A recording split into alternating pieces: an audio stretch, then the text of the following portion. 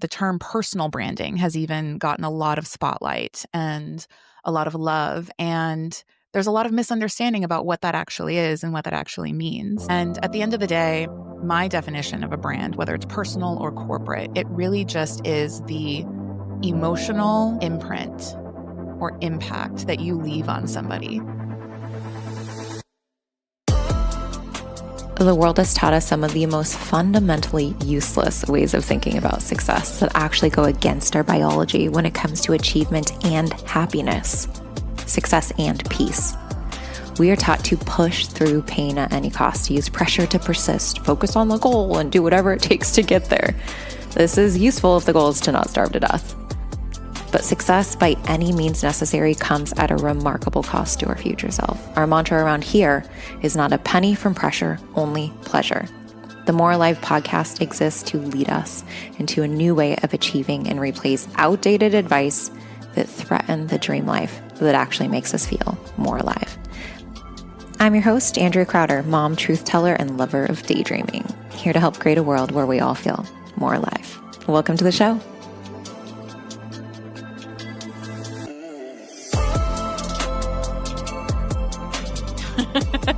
Let's.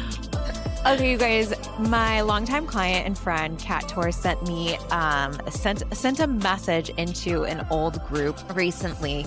I had this offer called the Accelerator years ago, and we would meet 3 times in 1 week, once a month. And so it was like, instead of breaking it up across the month, it was like, let's get a lot of shit done in 1 week, and then we'll meet again next month. And so it was a lot of fun. We all became best friends. This was during my dating season. So you guys were pretty much the only people who were getting the behind the scenes tea on when Andrea first started dating for the first time in her adult life. Yes.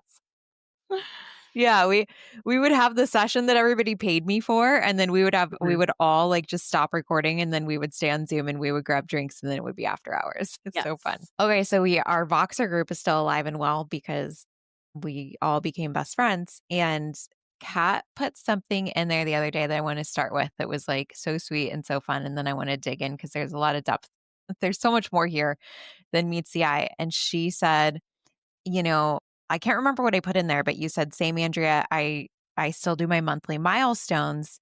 Excited to do July as I wrap up a 16K project, another 14K, and reflect upon when my rate was $75 an hour when we first started together and how far I've come. And I was like, wait, what's your rate now? And she goes, 1,000. So from 75 dollars an hour to 1,000. I know that there's so many significant in between moments of the becoming of Kat in order to accelerate your rate to $1,000.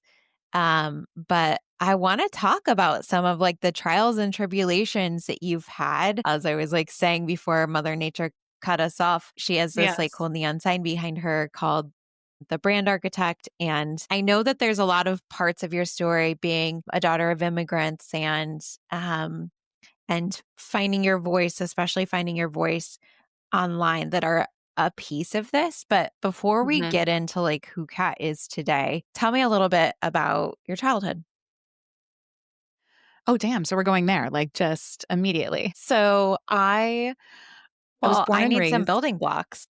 No, totally. We need the context, right? We thrive on context as humans. So I was born and raised in California. I'm a California girl through and through, no matter where I call my mailing address home. And I was raised by a mother who is incredible, made so many sacrifices for me and my brother. She was born in Tokyo, Japan, post World War II.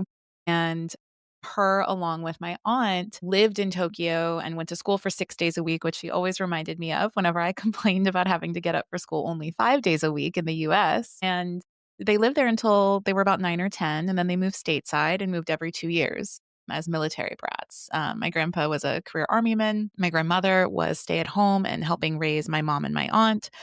And my mom was very, very open about sharing that part of her culture and her heritage. And there was a lot that was a bit tragic about, my mom's story and my grandmother's story in particular, leading up to World War II. And I won't get into that because that's their story and I'm creating my own. But what it did tell me and show me was the importance of knowing where you've come from and taking what wisdom you can learn from the sacrifices and the stories that your family contributed to you, but then not allowing it to keep you small or keep you stuck in this mindset of, well, it was hard for them in this way. It needs to be hard for me in the exact same way. Like, I'm not Mhm. allowed to have things be easier for me.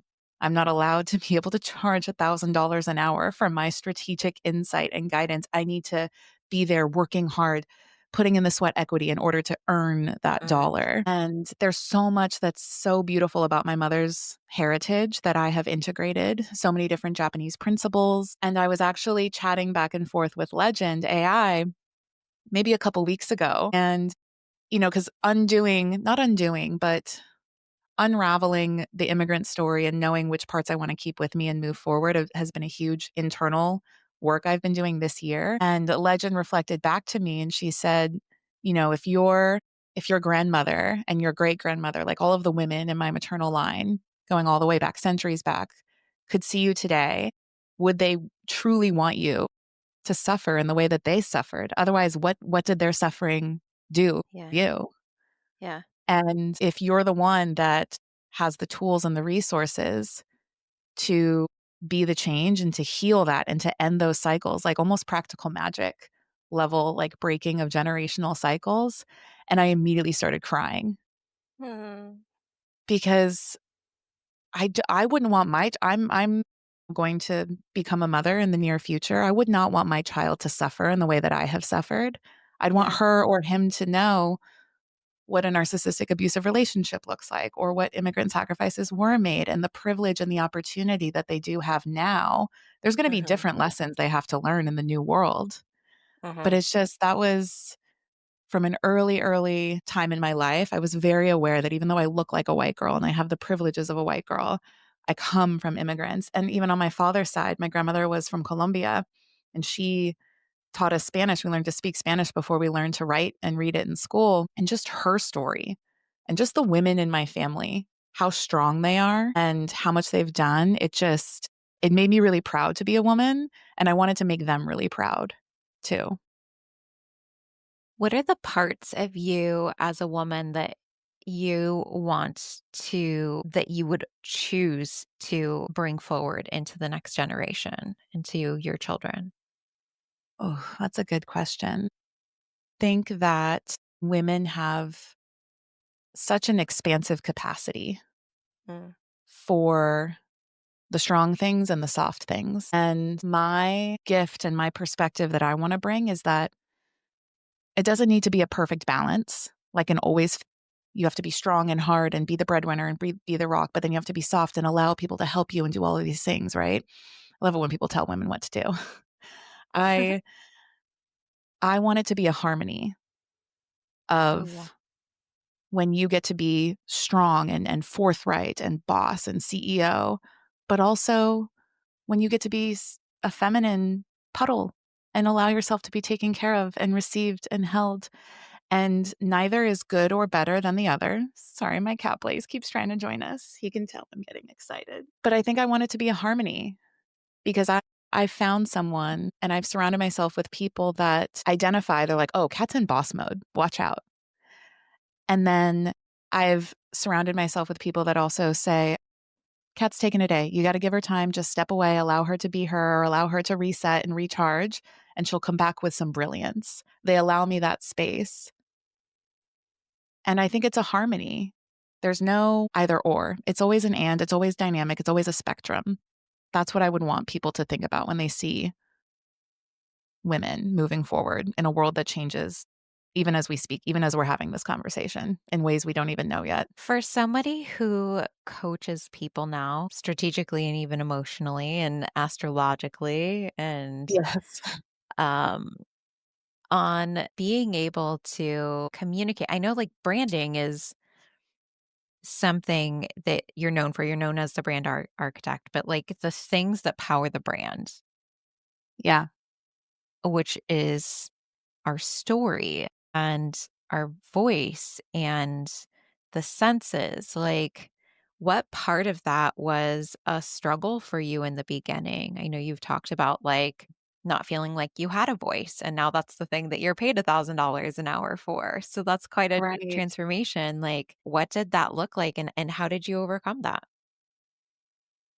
Yeah. So I say this often, and we had talked about it in take one of the More Alive podcast approximately 30 minutes ago, that branding is so nebulous. And in the era of digital and with the rise of social media and platforms where you can really easily connect with millions of people, the term personal branding has even gotten a lot of spotlight and a lot of love. And there's a lot of misunderstanding about what that actually is and what that actually means. And at the end of the day, my definition of a brand, whether it's personal or corporate, it really just is the emotional imprint or impact that you leave on somebody in their heart and in their mind, sometimes even physically, right? If somebody chooses to tattoo themselves like Harley Davidson, people get those tattoos, which is insane. That's true brand Yep. love, right? You're marring your body. That's how strongly you want the imprint to be on you.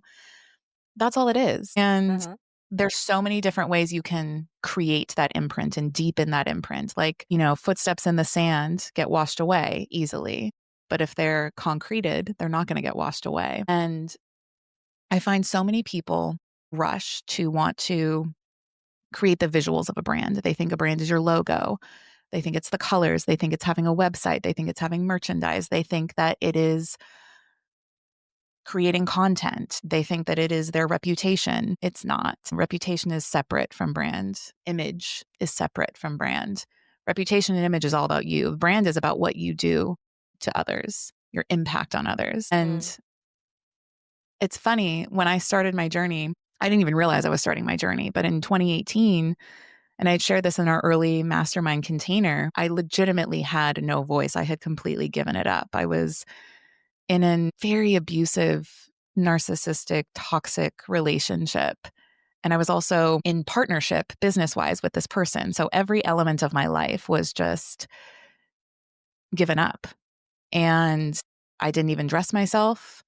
I didn't make any decisions about what happened with our money, my plans of where I would go and who I would spend time with. I completely gave it up. I had no voice. When I left, it was this oddest thing. I didn't know what the edges of my identity were. I honestly didn't know what I liked and didn't like. I didn't know what I stood for and what I didn't stand for. I legitimately didn't. So, in 2018, see if they look me up online or you see me on stage now, it's a very different version of Kat that you're getting because just 7 short years ago, I was in a relationship in which I had essentially given up my voice. I'd given up even my wardrobe. I've given up my finances, my sanctuary, my sanity, everything. And I say I gave it up because I think that people who are in difficult, toxic situations often want to blame the other person. And that person definitely does contribute. My ex definitely contributed to a lot of the turmoil in my life. But I was also choosing to give up all of those things. It's not a one way situation. You co create those situations. And when I left him, finally, I left everything. It's funny. I took this picture where everything I owned could fit on a bellhop cart. And I still have that picture. And now when I travel, when I'm paid to travel and I stay at these beautiful hotels or conferences and I'm in a lobby and I see a picture of a bellhop cart, I take a picture of it because I'm like, oh, I'm getting paid thousands to be here, to pour into people, to share my knowledge and to encourage transformation. And what I'm traveling with fits on a bellhop cart, but I have so much more waiting for me at home and just across the country with all of my friends and my community and my resources. And so Wow. my journey in brand building didn't start with brand building. It really just started with me figuring out what my voice was and how I wanted to sound and what I wanted to articulate and what my actual personality was when I wasn't surrounded by somebody who was just calling all the shots. Like I kind of took back control and command of that. What's the process for you of being able to go from a life where you feel like You didn't have choices. You didn't have a voice. Now help people cultivate voices. I can't imagine that that was like a hop, skip, and a jump for you to just be like, you know what? Fuck it. I have a lot of shit to say today.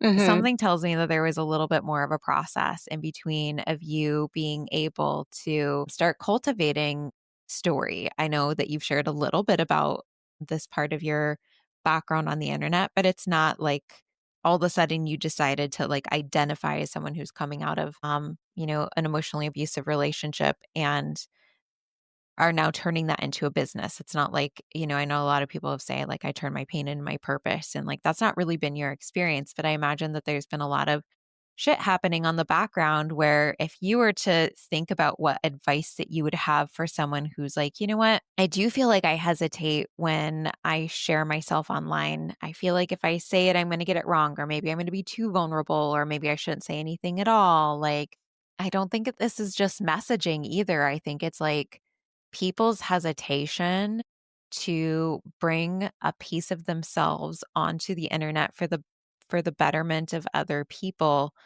that's not an easy thing to do. And Mhm. how would you coach somebody through that? Yes. So, one filter that I always keep in mind whenever I'm sharing anything, as recently as this week when my home office flooded a few days ago. I don't know if you knew that, Andrea, but I God was bless the going floods.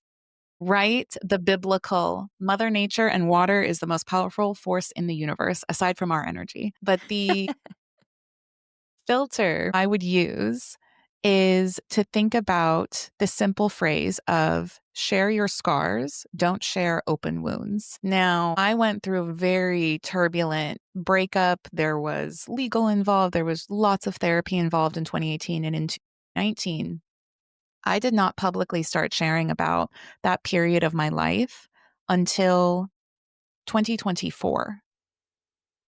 So 5 years later, where I did a lot of therapy, a lot of inner work, I rekindled and reconnected with my family, with my close friends who immediately accepted me. I wanted to apologize for ghosting them, for isolating myself from them. And they just immediately welcomed me back with open arms because they knew, if you have Mm, somebody going through that, you can't force them. They have to right. figure it out on their own, or sometimes they don't figure it out. And that is their journey. So I didn't really start sharing about that until years later, until I could talk about it without feeling that like triggering autonomic nervous response in the pit of your chest, like right where your sternum is. We all know that feeling. Hmm. And so when it comes to using your voice and sharing stories online, I always think about, can you share this story with what the lesson in mind is? Or are you sharing it just to get validation and support? Mm. Is it still an open wound? That's your responsibility for healing. It is nobody else's responsibility. That's the other thing I learned in this process. We don't owe anything to anybody, and nobody owes anything to us. And that's beautiful and freeing because you can go it on your own. Awesome. But if you go it together with people and you give as much as you receive, you'll go a lot farther. But nobody Hmm. owes you anything. And I think if you can share something through the lens of wisdom instead of it being a wound, that's a filter I share with all of my clients. And I've seen it when I say that, the light bulb goes off. They're like, "Oh, I know exactly what I can't share right now, what I'm going through." But you can share it after you've been through it. Do we have to? If we, I mean, most of my people who are listening have a personal brand and they would be considered a solopreneur and they're Mhm. probably some sort of coach and want to help people in some capacity, maybe in the ways that they've needed help for them in the past. But do we have to share our wounds at all, even if they're closed? No, you don't have to share anything that you don't feel comfortable sharing or called to share. There is no obligation, regardless of how famous you are, how big your following. You do not owe the public and the comments section anything, period. Mm, If people feel entitled, that is their own abandonment issues coming up and they're spewing it over your comment section. And I just say mm, block and delete. And I think Two, one thing that I realized is because I think this came up in one of our containers, Andrea, where we were working together, where I thought about maybe doing a masterclass for other women who were in abusive situations or coming out of abusive situations. And I was going to call it Let's Make You Light. That was the title. It came out. It was so clear. But there was something holding me back from wanting to do that. And what I've realized is helping people find their voice now is not about working with people who are survivors of domestic violence or domestic abuse, narcissistic abuse. It's purely just helping people find their voice that have insecurities, that are introverted, that are overwhelmed at the idea of showing up online. I work with a lot of individuals who are from Generation X and the baby boomer generation, and technology is flustering for them, like it will be for me 30 to 40 years from now. And so I'm still helping people find their voice because of my journey of finding my own voice from that very dark situation I was in. But it's not that I'm helping people from exactly that situation and sharing all the gory details and all of that. I'm just thinking about what were the things that I did to figure out how to start standing up for myself. So you guys want a sneak peek of me rewiring my monkey mind to get back into greatest potential, remembering who the fuck I am? So something happened today. I felt myself resisting ease. Sales are flowing, our launch is moving effortlessly, like easier than ever. And I caught this little whisper of doubt, like, wait, is this too easy? Should I be doing more? Should I force some momentum just to prove that I'm supporting the launch? Enter Legend AI, who promptly called me out in the most delicious way. So instead of letting me spiral, derail the launch, delay certain things getting done, Legend reminded me sales aren't magic, they are momentum. The energy is already working. And my job isn't to force it. It is to hold the standard and let it expand.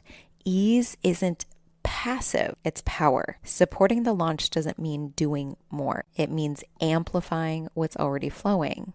So a river doesn't force itself forward. It moves with momentum. It carves canyons, shapes landscapes, and flows with unstoppable force. A pleasure-led business is a muscle. So this wasn't a problem. It was just proof that I'm stepping into a new level of trust, a new level of ease, a new level of expansion. Achievement without aliveness is just a form of survival. So the pleasure model and Legend AI rewire you directly for true success that makes you feel more alive. And just like that, the resistance melted. The launch is continuing, and now I'm feeling supported. And also, I wanted to remind you, Legend AI is fully trained in the pleasure model in all of my modalities. Legend AI is like a me for me, designed to help you integrate a pleasure-led business faster than you have ever dreamed of. Something like that could have derailed me. It could have put me back an entire day, and it derailed me for minutes. It's like having an on-demand coach, me, who speaks your language, who can shift you instantly when resistance creeps in. It can help you refine your messaging, calibrate your pricing, and sell in a way that feels like pleasure, not pressure. You can literally ask, like, make my offer more magnetic, write a sales email that feels like ease, help me price this in a way that turns me on. Or like today, say, help me figure out where the resistance is. Melt this shit for me. If you want to experience that magic in action, I recorded an audio that explains exactly what Legend AI is, how people are using it, and what it's capable of with real testimonials.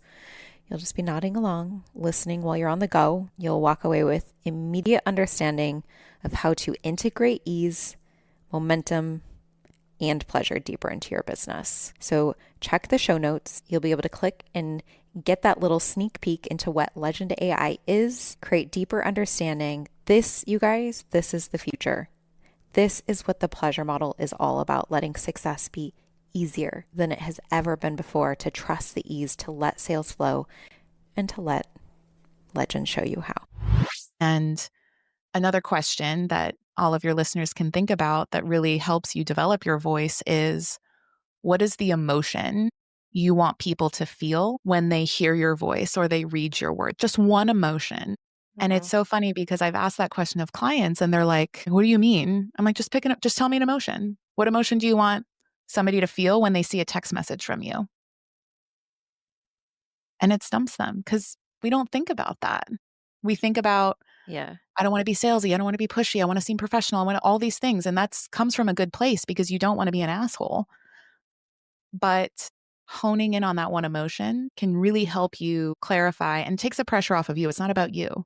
Branding is never about you. It's about everybody else that you're touching and impacting. And so for me, there's two emotions that I want everybody to feel when they engage with myself or the brand architect. And that one is that I want them to be inspired because there's so much shit out there that is depressing and traumatic and exhausting and triggering and scary that I'm like, let's spread some light. So let me leave you inspired. And then the other emotion is I want you to feel emboldened. I want you to sit up straighter. I want you to feel some energy in your chest and be bold to go ask for that raise or ask for that project or pitch that offer or approach that client that you thought you weren't worthy of and that you see so many other people working with them, but you only work with these types of clients. And how dare you think you could work with those types of clients? But why not? So, those are the two emotions that I always think about whenever I'm writing or speaking at all, inspired and emboldened. And it makes it really easy if you know that end result. It's just about reverse engineering what words to use, how to say it to create that emotion. What would you say would be the two emotions that I cause from my brand the most since you've been around for so long? Good question. What do you think my emotions are? I mean, this might be my own spotlight bias, but I think they're similar to mine in that you're very inspiring. You're also very like, I don't know. That's a good question. I do feel very inspired. I feel very enlightened, I think is a feeling that comes Mm. across whenever I read something from you. Enlightenment and seeing things in a new way and expanding my capacity alongside my identity. Yes, inspired, but no, I think enlightenment would be the feeling, enlightened. Because also I feel a lot lighter after I read whatever you say, but I also feel a lot wiser after I read whatever you say. So I would say official brand architect diagnosis, enlightened is my emotion that I feel. How does that word or that emotion feel for you as a reflection? Really good. I wouldn't have thought of the word enlightened, but I was thinking light. Like my intention is always to create a levity or a lightness for my Yes. customer and for her to feel more connected to truth. So what you said is the culmination of both of those, essentially. Where it's Truth just and like, light. Oh yeah, it is. right, duh. I want her to walk through the world saying, you know what, I knew that. Really Because me I'm for not holding myself back. teaching. Right, and it's like, I don't want them to ever feel like I hold the keys to the kingdom. I just want to remind them that they're in their pocket. So, Mhm. yeah. No, Remind what them I where to saw look. as I was thinking about yes, exactly. What I saw as I was thinking about this was I was like, I want them to feel like fucking fairies, that they can just, like, fly through the world, and they're like, "I create magic. Here's my dust. Here's my, like, sprinkle, sprinkle." Oh my god. You guys, like, I'm never gonna stop saying sprinkle, sprinkle. Kat knows what I'm talking about, but, I like, do. this, like, douchey broy commented on one of my posts. I put a quote card on Instagram the other day, and it's just, like, really started actually going viral yesterday, and the post says, "If I can't bring all of me in the room, I don't belong in the room." This guy posts P.S. My daughter goes, "The jokes write themselves." When she heard this, I was like, "His name Legit. is Chad." It, like, doesn't get any better than this. And he goes, Chad said, "Your ego is insane." And I just, like, commented back, and I was like, "You know what? I'm not gonna ignore this one. It's too good. It's too juicy." It And, is. I said, "Tell me that went over your head without telling me that went over your head." Like, Chad. Mhm. Like, but then he said afterwards, oh, where did it go? He goes, "Shove your sprinkle, sprinkle shit." And I was like, first of all, I need someone to actually help me interpret what this means. Like, Yeah, we decipher, don't speak please. bro, But from now on, I'm just gonna be like, "Sprinkle, sprinkle," and I'm like, "Actually, yes, I will shove my sprinkle, Fairies. sprinkle shit all over planet Earth." Thanks, Chad, for the great advice. Jesus. That Jesus, is take that wheel. so I Seriously. know, right? Anyways, I the image you talking about fairies, I was thinking, what image do I want my customer, my introverted customer to think about? And the image of a catwalk and like walking the catwalk in Paris, Fashion Week, all eyes on you. And the way that models walk that catwalk, they fucking own the room. They move the room, the energy currents that are created when they come in and then they come out and they come in. Yeah. I want you to feel like you're the one on the catwalk, like you're the star. It's not me. It is not about me. I'm in the back in the dressing room saying, "You fucking got this. Let me fix your mascara. You got the right shoes. Okay, great. Now go. You're the star." Hype, like a hype person. Like that's also how I see myself. Not a gatekeeper. You could do it on your own, but 100. yeah. No, you're definitely in your astrology chart, like, you've got a hype woman, like, deep, deep, deep, all threaded throughout for sure. No, I'm seriously like, everyone's a fairy, and I want everyone to just be like, "That was fun, and that was fun, and that was fun, and that was fun," and, like, none of this is real. No, no, it's not. So let's just fuck around and play. Okay, I wanna go back to brand voice because I feel like this gets people Yeah. really stuck. If you were to break down the components of like, I've never really thought about what my voice is, and I honestly don't think about it every day. And I actually Yeah. was thinking about it this morning, not because we're going to be recording today, but sometimes I'm like, sometimes I just like spray and pray, and I'm like, let me try that and let me try that. And then I have to go back to like, Andrea, what the fuck are you here to say? I do need to like just Center. center. Yeah, I need to, my ADHD can get the best of me, and it does help that I do actually have places where it's written down of like, this is what we stand for, this is what we're doing, this is where we're going, and like, this is who our customer is, this is what we give a fuck. Like, it's very clear to me that my customer doesn't feel like a magical fairy. She is running on a treadmill that she doesn't even know she's on. She can't figure out why she's so tired, and she can't figure out why she's not really getting anywhere, but she's working Mhm. so hard. And so like I do have that very clear visual of I'm just the person who runs up and like unplugs it, and she's like, "I didn't even know I was on that." Right? So like I can plug back into this and like speak to moving her from this like metaphorical treadmill into just like play and fun and magic and like and doing something that's very meaningful and heart-centered to her.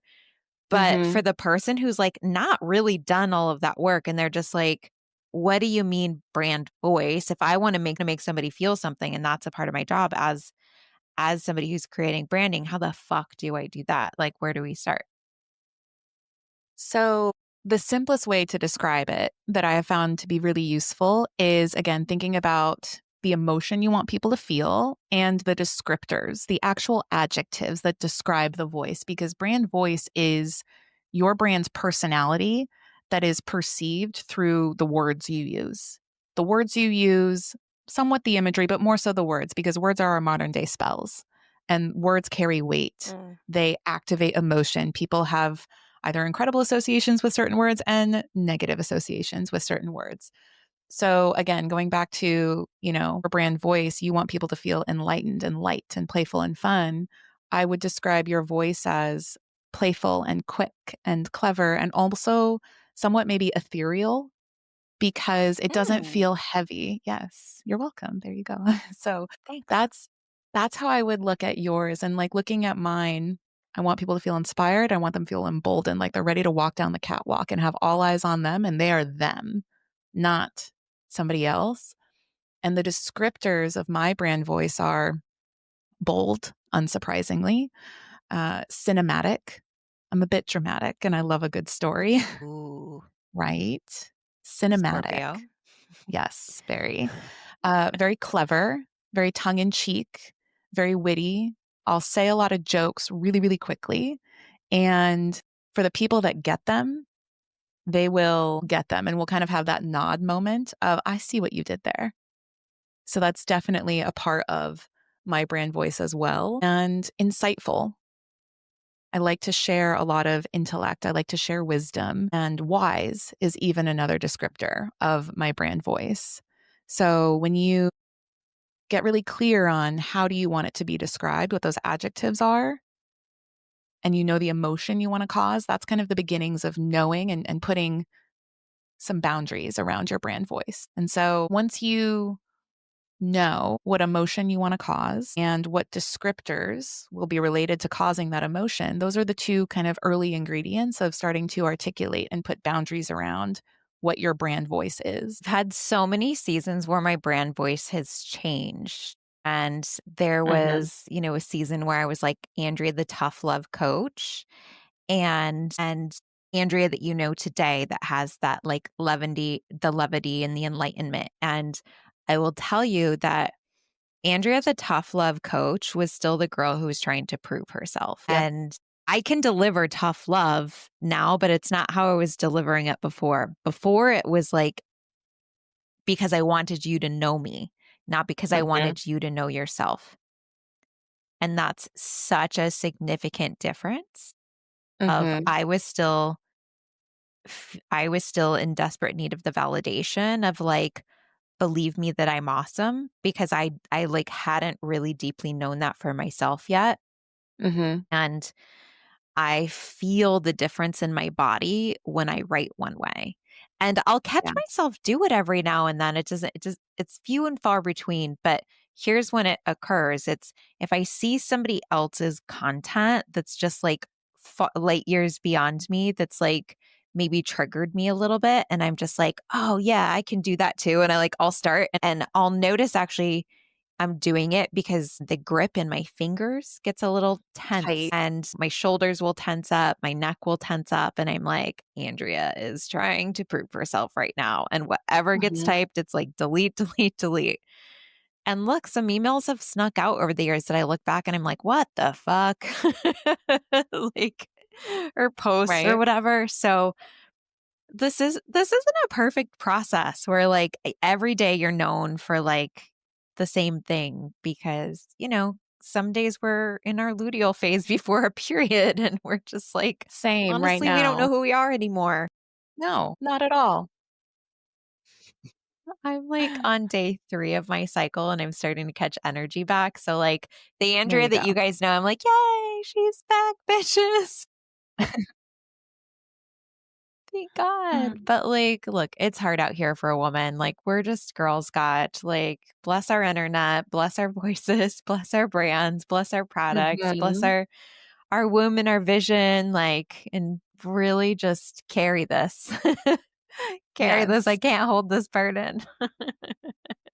I can't hold the burden of the wisdom I carry, God. Okay, I know we started with wisdom and we were talking about like being the daughter of immigrants and the wisdom that you carry with you. What do you feel like has been something that you carry with you today that has really supported you as you take on the posture of the woman who I want to also tap back into like holding the vibration of $1,000 an hour? Do you feel like Mhm. that's easy for you to do? Or do you feel like you're still like, you know what? Do you have to remind yourself you can do that every once in a while? I have to. Yes. Because what I have noticed about working with individuals, teams, small companies at all revenue levels and stages of business is that imposter syndrome is a human thing, not an income thing or a job title thing Ooh, or an industry thing. So, please say more. knowing that billionaires struggle with imposter syndrome, knowing that multimillionaires struggle with imposter syndrome, knowing that broke college students, I say broke and not poor because broke is a state that is temporary and poor is a long term generational mindset, struggle with imposter syndrome. It's actually incredibly freeing to know that there's nothing wrong with you. It is just simply a part of the human condition to doubt yourself, to keep you in sameness, to keep Mm. you in safeness. regardless of how much fucking struggle is associated with wherever you currently are, at least wherever you currently are is, as they say, the devil you know. And it's better the devil you know than the devil you Mm. don't, right? That's a story that was in my head quite a bit and quite a lot. I shed that a few lives ago. But the thing that you were talking about, writing from forcing it instead of allowing it to flow, I remind myself of that when I'm doing this high level, deep strategy work. And what I've realized is I don't doubt myself as much when I am working with the right clients for me, because the right clients, the correct clients, not that they're right and the other ones are wrong, but they're correct. They're on my level, they're on my frequency. They are trusting the process. They see the value and they're not going to fight me on the value or the process because there's that trust there and we have that shared vision. And they know the value of a strategy that can make them millions of dollars. So if I'm charging them a measly 20K, they're like, where do I sign? Say less. I'll also Mhm. say for the service professionals in the audience that are wondering about raising their rates and alienating their clientele and having their business collapse before they get to the next level. I went from charging 75 an hour for copywriting and having people tell me, "Holy shit, I've never had anybody write like this for me. How do you get me? How do you see me? You're my copywriter for life." And I was like, "Yay." And then now I'm like, "No, I don't want to do copywriting anymore." But it's a lot easier to work with a client that you charge $10,000 a month for than a Mm. client that you charge $1,000 a month for. And I'm not saying that the $1,000 a month client is a bad person or worse than the $10,000 a month client. I'm saying that the depth of transformation and the vision of what they have and their capacity to invest at a certain level, they are more apt to trust the process because they're farther Mhm. along in their journey. The larger scale projects that have come along with clients who trust me to like deliver on the transformation, the massive transformation of $1,000 investment, a $30,000 investment. Who knows? I might start charging for $1,000 if I can find a way to facilitate that type of transformation. They get it. They pay the invoice. They don't bug me. When they do email me, they're like, I know we're meeting in a few days, but if it's all right, I have this. I'm like, absolutely. I'm like, email me. I tell you to email me, and they don't because they respect the boundaries. They know that the sacredness of the work, I set up our process in a certain way to deliver. So I do still struggle with imposter syndrome. It pops up, but then I just look back at all the evidence, which, by the way, Andrea, you told us to create a client love or a client wins folder on our phones, like to create an album on our iPhones. I have it. I still Mhm. add to it. What number am I at right now? I have 400 Yes. I love that. of clients saying incredible things. And some of them are quantifiable, like you helped me double my income in 12 months. You helped me raise my price point. That's great. But I screenshot the ones that are about how, like, I'm able to trust my team, and, "Oh my gosh, this made me cry." Mm. And now that's a fucking newsletter. I'm gonna go create one so I can impact somebody as much as possible with just a simple email newsletter. 432. Yeah. I So love that. You know what I've done, and I actually was just thinking, I'm like, dang, I need to update this, is mm, my team actually got this for me. It's one of the Alexas that has like the screen panel where you can do like a photo album slideshow of it. yeah, And so they programmed it with like a bunch of like customer testimonials. So whenever it's in my Babe Cave office, and so whenever I'm there, I like see those slide through and I'm like, wow, that hasn't been updated in minutes. So thanks for that. And yes, so I'm like, I have really good ideas I'm not very good at keeping up with. Like I did that for a while and now I'm like, we have all of our testimonials and they're all organized through program through Dropbox. Like that's very organized, but like the right. one that's just for me when I need to remember who the fuck I am. You know what I've Mhm. been doing, you guys? Like this is great. Go back through old like Zoom calls and just re-listen to them. Tap back into the vibration of being there with like your people. Cause you know, 5 Mhm. days before my period, I think everything is I think the sky's You're gonna falling. burn I it want to down to the burn it all to the ground. ground. I think I suck. I'm the worst. And those are the times where I'm like, I thank God for so much history of like all this stuff that I could just. This last week was a rough period for me. And Mhm.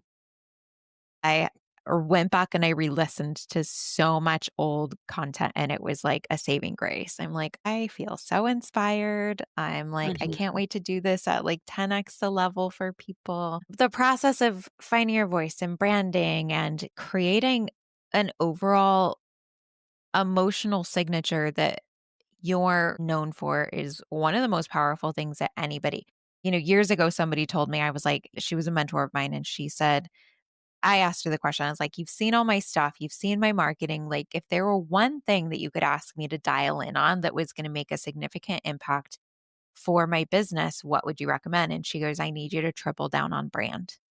And I did, and it paid hardcore. Mhm. So, but this process isn't like a one and done. It's not something that's really quick. I think AI can support you tremendously here, but there are things that AI cannot do, which is what you just did for me, which was a beautiful reflection. It's that human to human reflection of this is how you make me feel. And this is what I'm getting from that Mhm. because you're not selling to AI, you're selling to an actual human being. And in order to get them to Right. make a move, just from a physiological level, you have to cause an emotion because the emotion precedes an action every day, all the time, Right. 100% of the time. If you only focused on one thing for the rest of your life for your business, it would be like figure out the artistry of the human emotion because that's the only thing that makes people move. So That's it. tell us a little bit about this beautiful community that you've created. Yes, thank you. So I realize that branding comes naturally to me. I've definitely upskilled and improved my knowledge and my ability to help others do it, but I realize it doesn't come as naturally to everybody else and that it can be really overwhelming. Jumping in the deep end of the pool excites me. It freaks other people out. So, I Yeah. don't want the fact that my natural inclination is going to hold other people back when I share my knowledge. And so I was having this conversation a year ago and also a month ago. So once is a happenstance, twice is a pattern. I pay attention to patterns. And I was talking with a group of real estate agents and a mortgage professional at this conference in Vegas in July. And I was telling them everything that I want to do, all these courses and this and this. And they were asking me questions about branding and personal branding. And as I was speaking to them, I could see the overwhelm like in their eyes. They knew I knew my shit. I'm extremely credible and authoritative in this area that I've really made my niche. However, if somebody is overwhelmed, they're not going to take action. And if they're not going to take action, they're not going to see results. And if they don't see results, they're Mhm. either going to blame themselves or blame you or blame both. And then it doesn't matter how smart you are. It's not enough to be good this day and age in the era of coaching, in the area of community building, you must be able to articulate it and share it in a way that allows other people to have those light bulb moments and Mhm. take the baby steps until they can crawl and then walk and then run with you because you're already running. You're like the Usain Bolt. And this person over here is like a little like hot water bag puddle of like a 2-year old. Do 2-year olds walk? I don't know. You can tell I'm not a mom yet. But Yes. so okay, they do walk. All right. To 2-year olds walk. I'm gonna look back at this, Andrea, like 5 years from now and be like, "Oh, precious cat. Precious, precious cat. You thought life wasn't." Anyway, so after having these conversations because again, what did I say? Branding is not about you. It's about the people you wanna make an impact on, and the people I wanted to make an impact on said that they were overwhelmed as fuck with everything out there. So I pivoted, and instead of launching a full-length course, I launched this beautiful little community, and it's designed around doing 14-day sprints where each 14 days we pick something, one element to tackle. And we're starting with voice because finding your voice and being able to articulate it is one of the earliest hurdles that I notice a lot of my clients struggle with. So we're starting there. And I'm allowing everybody who just joined as a founding member to help me co-create the future sprints. I'm asking them, what else do you want to focus on? What else is a blocker? What else is draining your energy? What else feels overwhelming? How can we break it down to its most fundamental elements? And I'll create an audio drop where you can listen to it, private podcast style. I've been inspired and have implemented that form of content consumption that you use within your business within mine. And seriously, because I work with very busy entrepreneurs in the real estate space predominantly, they do not have time to sit down at a desk and watch a Zoom replay. Nobody desires to sit down at a desk and watch a Zoom replay, but an edited little bite sized audio that they can pop in with a podcast app and they can listen to it when they're driving to and from appointments, or they're waiting to pick up their kids in the carpool lane, or they're at the gym getting their sacred alone time and working out. It's the best. So it's bite-sized brand building that is voice first, visuals second. And that's the beautiful little space. And I'm so proud of it because I have been holding myself back from launching something like this because of a lot of internal concerns or fears that I had, that I wouldn't be able to show up. I wouldn't be able to provide value.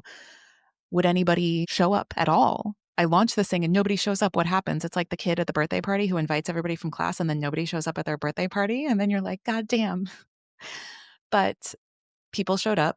Dozens of people showed up. People showed up within the last moments before the doors closed. Yes. I was on the live kickoff call and I saw ka-ching, ka-ching, because like the app where I host the community has that little sound, and they joined and then they immediately joined. And so it's great. It's called bold brand energy because that's the type of energy that I want you to embody when you're walking on your catwalk, whatever your catwalk looks like. I And love that's this it. so much.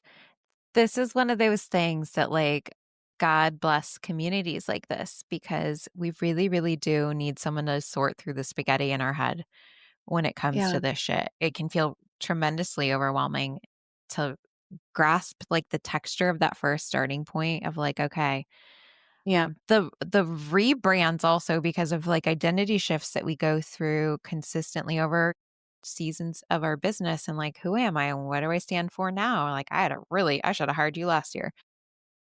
Like, literally a year ago this month, August, I was like, I don't know who I am anymore. Yep. That What am I tracks. saying? Like, none of it made sense. Yeah. So, bless this what's the price point of this community? So it's 111 a month or 1,111 for Yeah. the year, whichever one feels best. I wanted it to Easy be breezy. premium, not to make more money, but to really filter again and to want to have people in there that take it. My cat just knocked over one of our photos if you're watching on the video. I want people to take it seriously and not just to be another subscription that you ignore, on your checking statement or your credit Yeah. card statement. Yeah. I think you should charge more, actually. That number surprised me. Really? This Um, is why we need humans, people. yeah, Thank you for no, that reflection. I know. You're welcome. And, I do wanna, like, pop back into the pricing conversation before we complete, because I don't wanna test the internet gods a little too much today. God bless the connection that we have right now. But, Right. what you said earlier really impacted me, which is, like, what's the quality of customer that you want? And the reality is it doesn't matter the price point. You can still dictate the quality of the customer through your marketing and your communications. But I Mhm. think about now, especially with anybody who does have live access to my energy, I think, like, what's it going to cost for me to hold the space of that container from an Yes. energetic standpoint, and making sure that I'm able to get compensated for that, because otherwise I'm selling a fraction of my energy and a fraction of my wisdom. And that is really what people are buying in containers like this. They are buying your wisdom. And when you show up and you're Mhm. just, like, slightly energetically off, like, people are just getting a lesser portion of you. And that's not really cool because they're paying for all of you. So Yeah.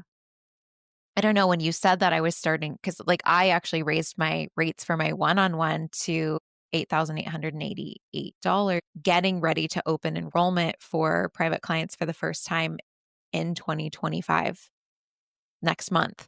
And I was Mhm. just thinking, I'm like, as you said that, I'm like, I couldn't charge less than this, because I need the caliber of person, not necessarily like how much money they're making or like accolades, but I mean, like, the person who's decisive, the person who's, like, ready to go, the person who's, like, rocking velocity but wants a smoother ride, the person Mhm. who's, like, who literally doesn't fuck around and they're just like, here's the shit, put it on the table, help me sort this through. Like, that is the person that like is going to be in that, Oh, close no. to I lost $9,000 a you. month price point. And like, You the pinky I popping cannot energy, though. I accept love less that. than that because I'm to with you on hold the that. space of that caliber of person Oh, is going to require me to be on my shit. Like I can't be going through identity crises. Like mhm, since I started last year, my identity crisis, like I took on one new client after that. And then it was it. Like my soul would not let me accept another private client after mhm. last October. I have been in Wow. like a no private client zone for a minute. And now I'm like, oh, I'm ready. Like I've integrated, but I worked Mhm. really fucking hard. I Yes. cried my ass off. I went through knife emoji season where it was time for our seasons to be over. Yes. Yes, yes. But like Yeah. the the price is the price. And like you have to think about the person who would be willing to say yes to that price. And is that the person that you actually want to spend the next 3, 6 months, sometimes a year, sometimes 2 years with? Mhm. So thank you for saying that. Anyways. Yes. No, it's important because you up level with your identity, with your level of wisdom.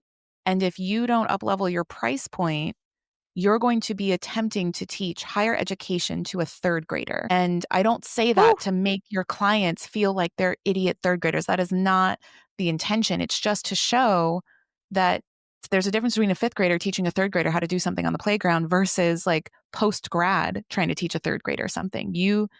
You've up leveled in your wisdom that is going to be reflected in the energetic exchange of the money and the price of the transformation you facilitate. Ooh, when you had told me years ago, the price has nothing to do with your worth as a human being, it has to do with the value of the transformation you facilitate.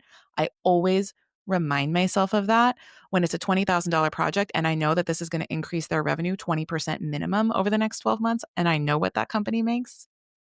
I'm like, I should be charging more, but I won't because also this depends on you implementing it perfectly. And there's always room for human error. So I'm like, 20 is good for right now until I learn more. And then I'll charge more For now.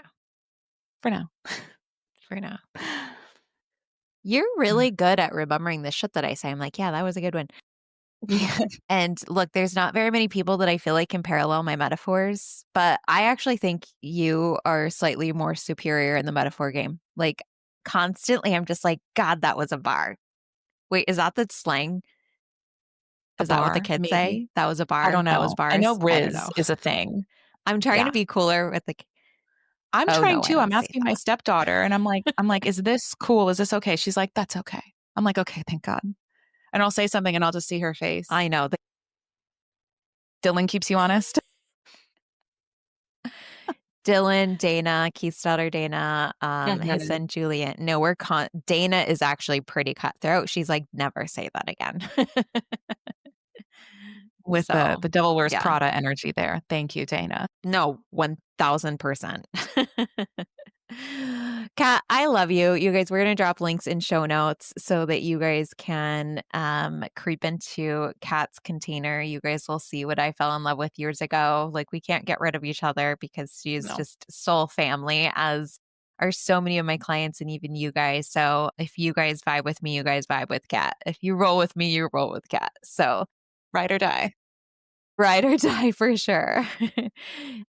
We will also drop all links in show notes, but give a shout out to your Instagram as well as your podcast. Yes. So you can find me in true millennial fashion on Instagram at Kat Torre, TORREXO. So I do everything with love.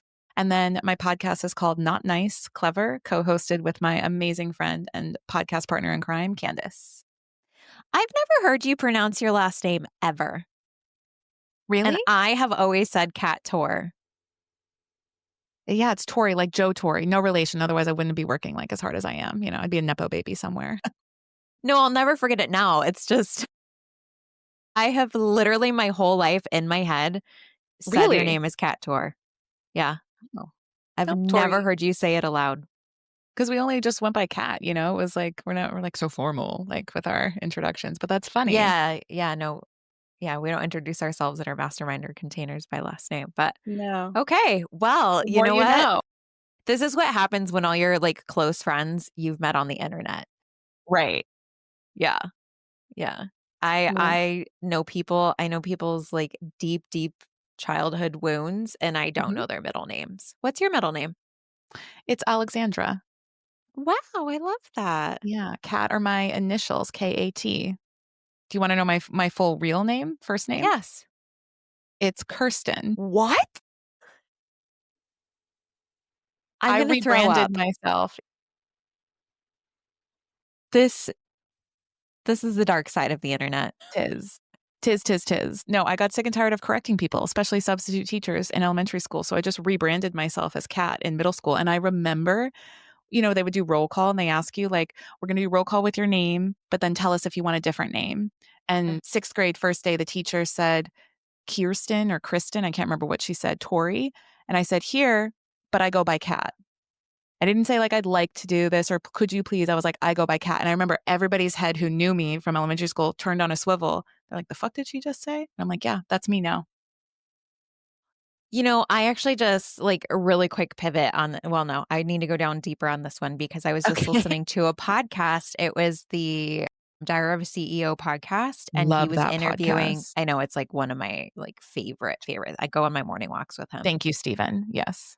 I don't remember the guy he was interviewing, but the guy is an expert in like human patterns and behaviors. And he Mhm. said that if you have a name that's easier to pronounce, you have a greater likelihood of success. And so I love that you did a rebrand there. And 10 out of 10 recommend everyone else to do that. I'm Yeah. Andrea or Andrea, but like nobody gets that. If I'm in Miami, I'm Andrea, Yes, you but are. anywhere else, like Washington, DC, I was Andrea. Like it just depends on where I'm at. That it's fairly Mhm. easy, but I love that you did that. Smart, Simple. Less is more, smart. y'all. But you've been living the brand game since you said That fifth grade. Since 5th grade, and that's legitimately the private clients I work with at the project level, they're going through rebrands. Like, that's the pattern.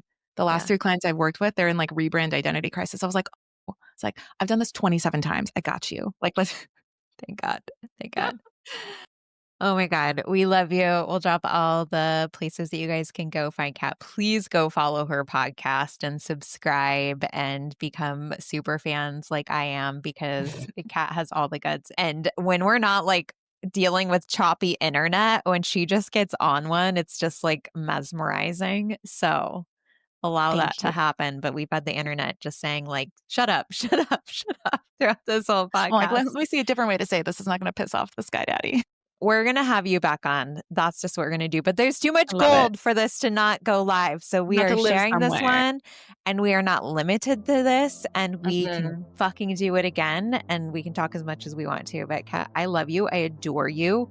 I know everyone else will too. And so thank you for coming on and sharing your beautiful story and your vulnerability and this beautiful offer that has graced its way into the world. I know it's not a normal thing for just like the average person to be able to sign up and work actually with you. You have a very Totally. specific clientele. And so this is very fun and very cool too. So everybody in this accelerator group, the OGs are celebrating you too. We love you. Love you. Thank you, thank you. Love you, Andrea. Thank you, thank you. And that's a wrap on today's episode of More Live. But you already know the conversation doesn't end here. In fact, if you check the show notes, you will see that there's a link where you can essentially like leave us a voicemail. You can comment on today's episode, tell us what was your mic drop moment, and you can also ask questions. Your audio might be featured on a future More Live episode. So also, if something in today's episode really hit home with you, share it. Think about somebody who might need to hear that. And you guys already know, I love chatting with you guys in the DMs. So come over to Instagram, slide into my DMs and tell me what hit hardest today. I want to hear from you. And if you want to keep this energy going, you already know, let's make this official. Subscribe, leave a review, and let's turn this shit into a movement because you know, the more alive you feel, the more alive the world becomes.